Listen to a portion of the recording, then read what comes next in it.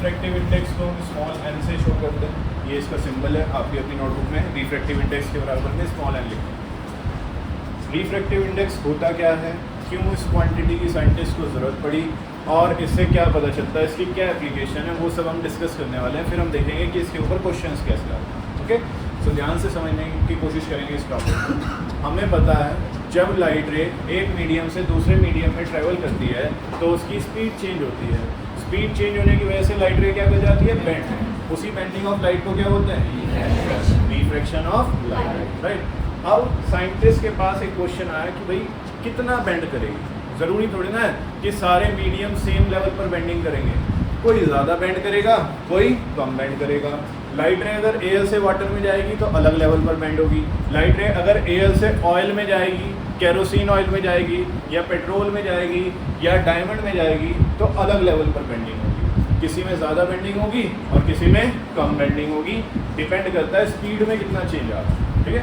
तो किसी मीडियम से दूसरे मीडियम पर जाने की वजह से जो लाइट बेंड होती है वो कितनी बेंड हो रही है, उसी को हम कैलकुलेट कर सकते हैं, उसी का हम एक आइडिया लगा सकते हैं। किस क्वांटिटी है से रिफ्रैक्टिव इंडेक्स, किसी ऐसे रिफ्रैक्टिव इंडेक्स कैसे निकालते हैं, कैसे इसको रिप्रेजेंट करते हैं, वो एक बार समझने की कोशिश करते हैं। लेट्स सपोज आपके पास कोई मीडियम है, मीडियम 1 और ये मीडियम 2। इसमें भी लाइट की कुछ स्पीड होगी, इसमें भी लाइट की कुछ स्पीड होगी, हमें नहीं पता कितनी है। तो speed of light in this medium मान लेते हैं v1 है। हमने 9th में भी पढ़ा था स्पीड का सिंबल v होता है। स्पीड हो या वेलोसिटी हो उसका सिंबल क्या होता है, v, स्मॉल v, राइट। ऐसे ही मीडियम 2 में भी लाइट की कुछ स्पीड रही होगी लेकिन हमें नहीं पता। तो speed of light in medium 2 को हम रिप्रेजेंट कर रहे हैं v2 से। तो मीडियम 1 में speed of light v1, medium 2 में स्पीड ऑफ लाइट v2। अब लाइट रे इंसिडेंट हो रही है। इंसिडेंट रे किस पॉइंट पर इंसिडेंट होती है, उस पॉइंट को क्या बोलते हैं, पॉइंट ऑफ इंसिडेंस। उस पॉइंट ऑफ इंसिडेंस से आप क्या बना सकते हो, नॉर्मल बना सकते हो, राइट। अब स्पीड ऑफ लाइट मीडियम 1 में कुछ और थी, स्पीड ऑफ लाइट मीडियम 2 में कुछ और हो गई है, चेंज हो गया स्पीड में। स्पीड में चेंज आने की वजह से लाइट क्या हो जाएगी, मान लो इसमें ज़्यादा थी और इसमें कम थी, v1 ज़्यादा था, v2 तो जिसमें स्पीड ऑफ लाइट ज़्यादा होती है उस मीडियम को हम क्या बोलते हैं, ऑप्टिकली। हमें सभी को पता है जिस मीडियम में स्पीड ऑफ लाइट ज़्यादा होती है या मैक्सिमम होती है वो क्या कहलाता है, ऑप्टिकली मीडियम। और जिसमें स्पीड ऑफ लाइट कम होती है क्या कहलाता है, ऑप्टिकली मीडियम। तो बच्चों ऊपर वाले मीडियम में स्पीड ऑफ लाइट ज़्यादा थी, नीचे वाले मीडियम में स्पीड ऑफ लाइट कम हो गई है। लाइट बताओ कहाँ बेंड होगी, टुवर्ड्स द नॉर्मल या अवे फ्रॉम, कौन कह रहा है टुवर्ड्स द नॉर्मल, क्योंकि लाइट की स्पीड कम हो रही है एक मीडियम से दूसरे मीडियम में जाने की वजह से, इसलिए कहाँ बेंडिंग होगी, टुवर्ड्स द नॉर्मल। जो बेंड हुई लाइट है उसको क्या बोलेंगे, ये एंगल, ये एंगल, राइट। अब मीडियम 1 में कुछ और स्पीड थी, मीडियम 2 में कुछ और स्पीड है जिसकी वजह से लाइट रे बेंड कर गई। मीडियम 1 में स्पीड ज़्यादा थी, मीडियम 2 में स्पीड कम थी, इसलिए लाइट रे कहाँ बेंड की है, टुवर्ड्स दी। लेकिन कितनी बेंड की है, कितनी बेंड की है उसके लिए हमारे पास एक क्वांटिटी है जिसको हम क्या बोलते हैं, रिफ्रैक्टिव इंडेक्स। लाइट रे कितनी बेंड कर रही है उसको मेज़र करने के लिए एक क्वांटिटी साइंटिस्ट ने डिस्क्राइब की है जिसको क्या बोलते हैं, रिफ्रैक्टिव इंडेक्स। किससे शो कर देते हैं उसको। अब रिफ्रैक्टिव इंडेक्स निकलता किस मीडियम का है पहले ये समझते हैं। रिफ्रैक्टिव इंडेक्स उस मीडियम का निकलता है जिसमें लाइट रे जा रही है। इस केस में किस मीडियम में लाइट रे जा रही है, किस मीडियम में जा रही है, मीडियम 2। तो रिफ्रैक्टिव इंडेक्स किस मीडियम का निकलेगा, मीडियम 2 का निकलेगा। किसके रेस्पेक्ट में निकलता है, जिस मीडियम से लाइट रे आ रही है। किस मीडियम से लाइट रे आ रही थी, मीडियम 1 के रेस्पेक्ट, मीडियम 1 से आ रही थी तो मीडियम 1 के रेस्पेक्ट में रिफ्रैक्टिव इंडेक्स निकलेगा। तो आपको ना कई जगहों पर n21 लिखा हुआ मिलेगा। इसका क्या मतलब होता है, इसका मतलब होता है रिफ्रैक्टिव इंडेक्स। शॉर्ट में लिख दूँ, RI समझ जाओगे। RI मतलब रिफ्रैक्टिव इंडेक्स ऑफ मीडियम 2, कौन से मीडियम का निकल रहा है? Medium 2 with respect to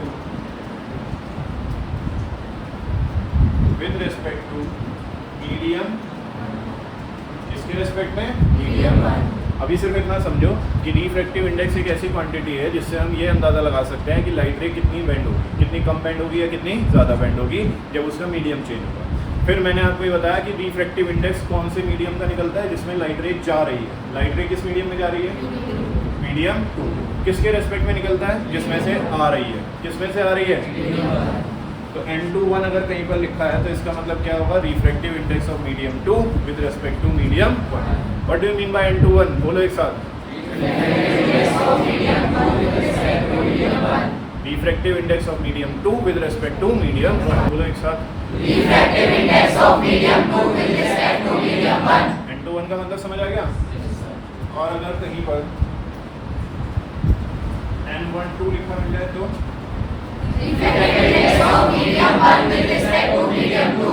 refractive index of medium 1 with respect to medium 2। With respect to medium 2। With respect to को शॉर्ट में WRT लिख देते हैं। With respect to medium 2। यहाँ तक किस किस को क्लियर हो रहा है? बेसिक आइडिया लग रहा है? थोड़ा थोड़ा किस बारे में बात हो रही है? अब मान लो आपके पास एक सब्सटेंस है ग्लास, जिसमें लाइट रे जा रही है, वो क्या है? ग्लास। और जिससे जा रही है वो है वाटर। क्या है? वाटर। तो NGW लिखा हुआ है। NGW का मतलब क्या होगा? Refractive index of glass. जो पहले लिखा है यानी कि उसी का रिफ्रैक्टिव इंडेक्स निकाल रहे हैं। तो रिफ्रैक्टिव इंडेक्स ऑफ ग्लास निकाल रहे हैं। किसके रेस्पेक्ट में? With respect to refractive index of glass with respect to refractive index of glass with respect to. ये चीज़ समझ आ रही है? तो ज़रूरी नहीं है कि N21 या N12 ही लिखा मिले। वो तो हमने शो किया मीडियम 1 मीडियम 2। ऐसा भी तो हो सकता है वो लिखे कि ऊपर वाला वाटर है और नीचे वाला ग्लास। तो फिर क्या बनेगा? NGW। NGW को कैसे रीड करेंगे? एक साथ बोलो। Refractive index of glass with respect to water. यहाँ तक समझ आ रहा है? पहले इतना नोट करो। अभी हमने सिर्फ पढ़ना शुरू किया है। अभी हम समझेंगे ये है क्या और इसकी एप्लीकेशन क्या है।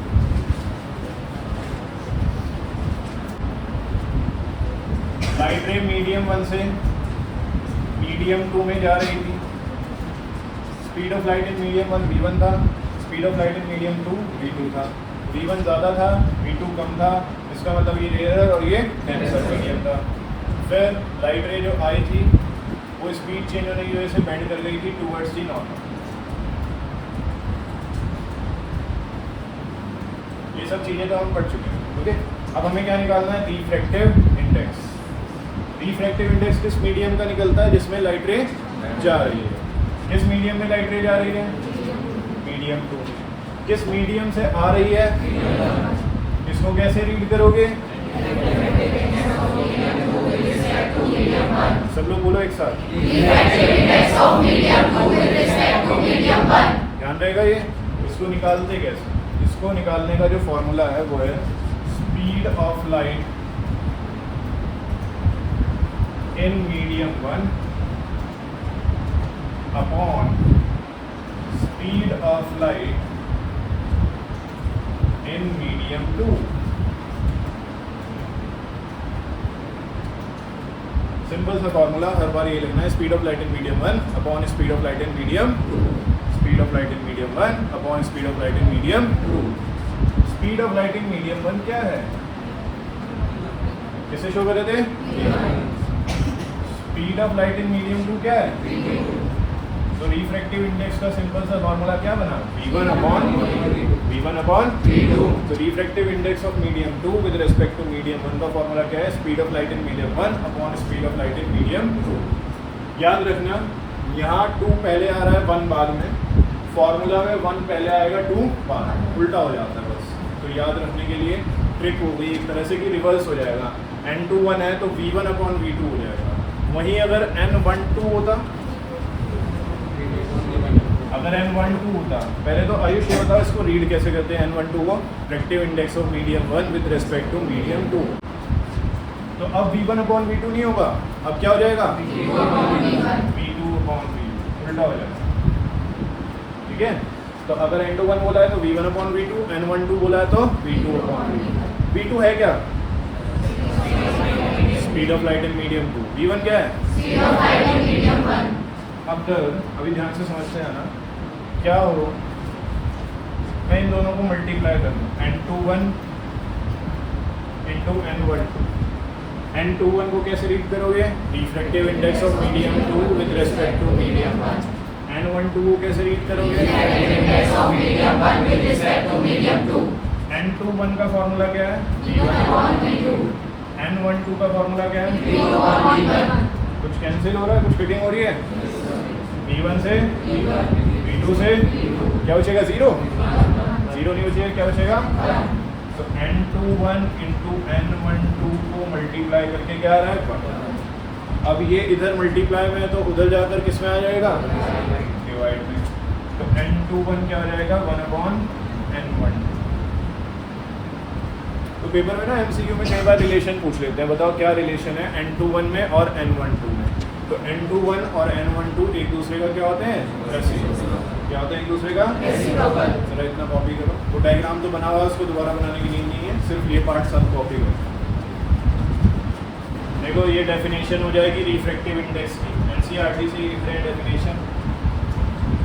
The refractive index of medium 2 with respect to medium 1 is given by या is equals to the ratio of speed of light in medium 1 and the speed of light in medium 2. This is usually represented by the symbol n21। ये पूरा as it is copy कर लीजिए star डालकर। This is the definition of refractive index। जल्दी से करो copy. ये सब हमने पढ़ लिया। n21 क्या होता है? v1 upon v2। n12 क्या होता है? v2 upon v1। अब अपने पास हेडिंग बनाएंगे एब्सोल्यूट रिफ्रैक्टिव इंडेक्स। देखो बच्चों जरा बोर्ड पर, put your pens down and focus on learning. Light ray medium 1 से किस में जाएगी? मीडियम, और लाइट रे बैठ कर जाएगी। ध्यान से समझ जाना, बहुत कुछ बताने वाला मैं। ये इंसिडेंट रे, ये रिफ्रैक्टेड रे, ये एंगल ऑफ इंसिडेंस, ये एंगल ऑफ रिफ्रैक्शन। ओके, अब मीडियम 1 में स्पीड ऑफ लाइट कुछ और होगी v1, मीडियम 2 में स्पीड ऑफ लाइट कुछ और होगी v2, राइट। रिफ्रैक्टिव इंडेक्स कैसे निकालते हो? जिस मीडियम में लाइट रे जा रही है, किस मीडियम में जा रही है? किसके रेस्पेक्ट में निकालते हो? जिसमें से लाइट आ रही है। किसमें से आ रही है? फॉर्मूला क्या होता है? ये तो हो गया जो अभी तक हमने पढ़ा, ये तो हो गया रिलेटिव रिफ्रैक्टिव इंडेक्स। क्या था ये? क्योंकि हम यहाँ पर रिलेशन में बात कर रहे थे, मीडियम 1 और मीडियम 2 की रिलेशन थी, इसलिए इसको क्या बोलते हैं? Relative refractive index. बट अब हम क्या पढ़ रहे हैं? क्या पढ़ रहे हैं? एब्सोल्यूट रिफ्रैक्टिव इंडेक्स पढ़ते टाइम हम क्या करते हैं, साइंटिस्ट क्या करते हैं, मीडियम 1 को फिक्स कर देते हैं, एयर या वैक्यूम ले लेते हैं। क्या ले लेते हैं? एयर या वैक्यूम। मीडियम 1 फिक्स हो गया, मीडियम 2 कुछ भी हो सकता है, मीडियम 2 कुछ भी हो सकता है। होने को वो गिलास भी हो सकता है, होने को वो वाटर भी हो सकता है, डायमंड भी हो सकता है, ग्लास, वाटर, डायमंड, कोई और क्रिस्टल भी हो सकता है, रूबी भी क्रिस्टल होता है। तो बहुत सारे क्रिस्टल्स या बहुत सारे ऑयल, केरोसिन ऑयल, पेट्रोल, सबसे लाइट जिनसे भी पास हो सकती है वो मीडियम कोई सा भी हो सकता है, सेकंड वाला, राइट। सो अब एयर और वैक्यूम में तो स्पीड ऑफ लाइट कांस्टेंट होती है, फिक्स होती है। Speed of light in air या वैक्यूम लगभग सेम होती है। कितनी होती है? 3 × 10⁸ मीटर पर सेकेंड। 3 × 10⁸ मीटर पर सेकेंड। ओके, कितनी होती है speed of light in air और वैक्यूम? 3 × 10⁸ मीटर पर सेकेंड, जो कि एक बहुत बड़ी वैल्यू है। स्पीड ऑफ लाइट सबसे ज़्यादा होती है। और स्पीड ऑफ साउंड चैप्टर में हमने 9th में ये बात डिस्कस की थी, स्पीड ऑफ साउंड होती है सिर्फ 344 मीटर पर सेकेंड। वो 344 मीटर पर सेकेंड है, और ये कितनी है? 3 × 10⁸ मीटर पर सेकेंड, जो कि बहुत बड़ी वैल्यू है। लेकिन ये फिक्स है, फिक्स है तो इसको C से शो करते हैं, कांस्टेंट वैल्यू को। ओके, और जो दूसरा मीडियम है उसमें स्पीड ऑफ लाइट कुछ भी हो सकती है, तो उसकी स्पीड ऑफ लाइट को हमने किससे शो कर दिया? V से। पहले हमने V1 और V2 लगाया था, अब हमें V1 और V2 लगाने की जरूरत नहीं है, क्योंकि V एक ही बार आ रहा है। ऊपर वाले में जो स्पीड ऑफ लाइट है एयर या वैक्यूम में, वो तो कांस्टेंट है, वो तो फिक्स है, इसलिए उसकी जगह हमने क्या लिख दिया? C लिख दिया। यहाँ तक किस किस को क्लियर हो? ऊपर वाला मीडियम एयर या वैक्यूम जिसमें स्पीड ऑफ लाइट फिक्स है, कांस्टेंट है, इसलिए उसकी स्पीड ऑफ लाइट को हमने c से शो कर दिया। दूसरा मीडियम कुछ भी हो सकता है, उसमें स्पीड ऑफ लाइट कुछ भी हो सकती है, इसलिए हमने उसको v से शो कर दिया। अब जो हमारे पास फॉर्मूला था v1/v2 वो क्या बन जाएगा? c/v। फॉर्मूला क्या हो जाएगा? c/v। रिफ्रैक्टिव इंडेक्स किसका निकालते हैं हम? जिस मीडियम में लाइट रे जा रही है उस मीडियम को हम लेट सपोज m से शो कर रहे हैं फिलहाल। किससे शो कर रहे हैं? तो refractive index of m, refractive index of medium किसके रेस्पेक्ट में? एयर या वैक्यूम। तो एयर के लिए या वैक्यूम के लिए हमने क्या वर्ड यूज कर लिया? a। तो NMA शिवांश कैसे रीड करेंगे इसको? Medium, refractive index of medium with respect to air, refractive index of medium with respect to air. इसको कैसे रीड करेंगे? Refractive index of medium with respect to air. Formula इसका v1/v2 नहीं है, क्या हो जाएगा? c/v, क्योंकि v1 को हमने c लिख दिया और v2 को हमने v लिख दिया। अब ये अंडरस्टूड होता है कि अगर आपने सिर्फ m लिख रखा है, क्या लिख रखा है? यानी कि आप सिर्फ एक मीडियम की बात कर रहे हैं, तो इसका मतलब उससे ऊपर वाला मीडियम एयर या वैक्यूम ही होगा। ये एक स्टैंडर्ड है कि अगर आपने खाली NM लिखा है तो इसका मतलब ऊपर वाला मीडियम क्या लोगे खुद से? एयर या वैक्यूम। तो NMA लिखा हुआ नहीं मिलेगा आपको, सिर्फ क्या लिखा मिलेगा? NM। और फॉर्मूला क्या रहेगा? अब NM को कैसे रीड करोगे? Refractive index of medium with respect to air और वैक्यूम। एयर और वैक्यूम अगर होता है ना ऊपर वाला मीडियम, तो उसको अलग से लिखने की जरूरत नहीं होती, वो अंडरस्टूड होता है। तो आपको बुक में सिर्फ क्या लिखा हुआ मिलेगा? और इसी रिफ्रैक्टिव इंडेक्स को आप क्या बोल रहे हो? Absolute refractive index. देखो एनसीईआरटी में क्या लिखा, इफ मीडियम 1 इज वैक्यूम और एयर, मीडियम 1 आपने फिक्स कर दिया, क्या मान लिया उसको? वैक्यूम या air. Then the refractive index of medium 2 is considered with respect to medium vacuum. तो मीडियम 2 का रिफ्रैक्टिव इंडेक्स किसके रेस्पेक्ट में निकलेगा? वैक्यूम या एयर के रेस्पेक्ट में निकलेगा। इसी को आप क्या बोलते हो? Absolute refractive index of the medium. अगर मीडियम को m से शो किया है तो NM आएगा, मीडियम को 2 से शो किया है तो N2 आ जाएगा। इसमें तो कोई दिक्कत नहीं है किसी को, यहाँ तक क्लियर है?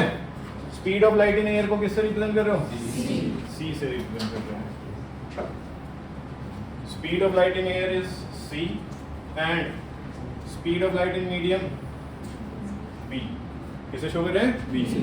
Then the refractive index of the medium nm, वही बात आ गई ना, उसने मीडियम को किससे शो कर दिया? nm से। Refractive index of medium m।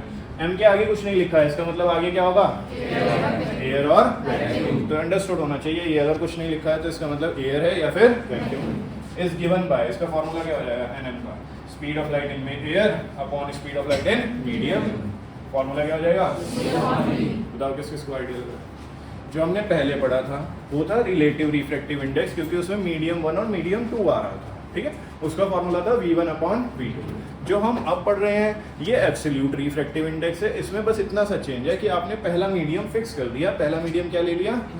Air और वैक्यूम। दूसरा मीडियम कुछ भी हो सकता है, तो उसको हम शो करते थे N21 से, refractive index of medium 2 with respect to medium 1। इसको हमने खाली NM से शो कर दिया, रिफ्रैक्टिव इंडेक्स ऑफ मीडियम। अब रिफ्रैक्टिव इंडेक्स ऑफ मीडियम किसके रेस्पेक्ट में निकाला होगा? तो वो खुद से समझना है। तो NM का मतलब है refractive index of medium with respect to air और फॉर्मूला वही आ जाएगा इसका v1/v2। v1 क्या है? Speed of light in air, जो कि c से हमने रिप्रेजेंट कर दिया। v2 क्या है? Speed of light in medium 2, जो कि हमने किससे रिप्रेजेंट कर दिया? v से। समझ आ रही है बात? तो है ये वही चीज, बस उसमें दो अलग अलग मीडियम थे और इसमें एक मीडियम एयर है और दूसरा मीडियम कुछ भी हो सकता है। बताओ यहाँ तक किस किस को क्लियर हो रहा है? अब क्लियर है सभी को? टॉपिक का नाम क्या है? यहाँ से लेकर यहाँ तक कॉपी करना। डेफिनेशन भी आ जाएगी, फॉर्मूला भी आ जाएगा, जल्दी से कॉपी कर लीजिए। देखो बच्चों, कुछ मीडियम के एब्सोल्यूट रिफ्रैक्टिव इंडेक्स आपको एनसीईआरटी की टेबल में गिवन है। टेबल का नाम ही क्या है? Absolute refractive index of some material medium. Medium की प्लूरल फॉर्म आ जाती है मीडिया, ओके? तो यहाँ पर आपको कुछ मटेरियल्स के रिफ्रैक्टिव इंडेक्सेस गिवन है एब्सोल्यूट वाले। एब्सोल्यूट का मतलब है कि नीचे वो वाला मीडियम होगा और ऊपर कौन होगा? एयर और नीचे वो वाला मीडियम होगा और ऊपर कौन होगा? जरा देखो किसका रिफ्रैक्टिव इंडेक्स सबसे ज़्यादा है? किसका रिफ्रैक्टिव इंडेक्स सबसे ज़्यादा है? 2.42। बताओ रिफ्रैक्टिव इंडेक्स की SI यूनिट क्या होगी? There will be no SI unit because it is the ratio of same quantity. Speed of light in medium 1 upon speed of light in medium 2, दोनों की speed की SI यूनिट क्या होती है? Metre पर second cancel हो जाएगा। ऊपर मार्जिन में लिखो refractive index has no SI unit, refractive index has no SI unit as it is the ratio of same quantities. Refractive index की कोई भी SI यूनिट नहीं होती है because it is the ratio of same quantities. Clear? सबसे ज़्यादा refractive index इस table के हिसाब से किसका है? यानी कि सबसे ज़्यादा बेंडिंग ऑफ लाइट कौन करेगा? तो इस टेबल की हेल्प से साइंटिस्ट देखकर बता सकते हैं सबसे ज़्यादा बेंडिंग ऑफ लाइट किसमें होगी? अब उन्हें बार बार करके देखने की जरूरत नहीं है, उन्होंने एक बार देख लिया कि भाई एयर से जाने के बाद डायमंड ऐसा मीडियम है जिसमें सबसे ज़्यादा बेंडिंग ऑफ लाइट होती है क्योंकि उसका रिफ्रैक्टिव इंडेक्स सबसे ज़्यादा आ रहा है। ठीक है, अगर कंपेयर करना हो उन्हें, मान लो उनके पास दो मीडियम है और दोनों में से एक ऐसा मीडियम चाहिए जो लाइट को ज़्यादा बेंड करे। जैसे कि मान लीजिए एक उन्होंने लिया केरोसिन ऑयल और एक उन्होंने ले लिया रूबी क्रिस्टल ले लिया। ओके, एक उनके पास क्या है? केरोसिन ऑयल, एक क्या है? रूबी। अब उन्हें एक ऐसा मीडियम चाहिए जो लाइट को ज़्यादा बेंड करता हो, तो वो इस टेबल को देखेंगे। इस टेबल में केरोसिन और रूबी दोनों की रिफ्रैक्टिव इंडेक्स वैल्यू कैलकुलेट देखेंगे, किसकी ज़्यादा है? किसकी वैल्यू ज़्यादा है? रूबी की रिफ्रैक्टिव इंडेक्स ज़्यादा है तो लाइट को ज़्यादा बेंड कौन करेगा? रूबी बेंड करेगा। किसकी रिफ्रैक्टिव इंडेक्स कम है? तो लाइट को कम बैंड कौन करेगा? क्या आपको एप्लीकेशन ऑफ रिफ्रैक्टिव इंडेक्स समझ आ रहा है? रिफ्रैक्टिव इंडेक्स निकालकर साइंटिस्ट को कितना फायदा हो गया। अब उन्हें बार बार हर बार करके देखने की जरूरत नहीं है कि कौन कितना बैंड कर रहा है, अब वो डायरेक्ट वैल्यूज से मेजर कर रहे हैं। जो जिसकी रिफ्रैक्टिव इंडेक्स ज़्यादा होगी वो ज़्यादा बेंडिंग ऑफ लाइट शो करेगा, जिसकी रिफ्रैक्टिव इंडेक्स कम होगी वो कम बेंडिंग ऑफ लाइट शो करेगा। बताओ किस किसको क्लियर हो रहा है? बेसिक आइडिया लग रहा है सभी को? ऐसे ही अगर वो कहें वाटर और केरोसिन तो कौन ज़्यादा बेंड करेगा? कौन ज़्यादा बेंड करेगा? केरोसिन। कोई दिक्कत यहाँ तक? सभी को समझ आ रहा है? ये पूरी टेबल आपको याद नहीं करनी है।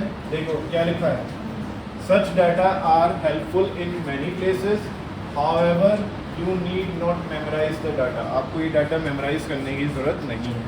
बट NCERT एग्जाम्पलर करके जो बुक आती है उसमें एक आधा क्वेश्चन ऐसा है जिसमें उन्होंने वैल्यूज़ नहीं दे रखी है और फिर भी ये पूछा है किसमें ज़्यादा बेंडिंग होगी और किसमें कम। तो वो क्वेश्चंस हम करेंगे और उस केस में हम याद रखेंगे किसमें ज़्यादा बेंडिंग होगी और किसमें कम।